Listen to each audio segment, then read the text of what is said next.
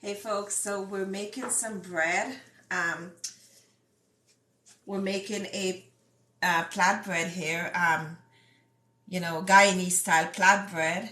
Um, so we have this. This is going to be sitting in here for about 30 to 40 minutes um, until it rises a little bit more. And then, so this is a flatbread. And then we're also making a little loaf bread here, just a little one. In this bread, we put anise seed. So you see the little black things there. So we're going to let this sit for about 30 to 40 minutes. And then we're going to be baking it for about, how long, babe? Half an hour? Half an hour, 40 Okay. minutes. Yep. Until we deem it's Yeah. done baking. We will So, keep on checking it and see how it goes. okay, don't forget to subscribe to, oh, by the way, check out our YouTube channel, Cooking with Vision Alini.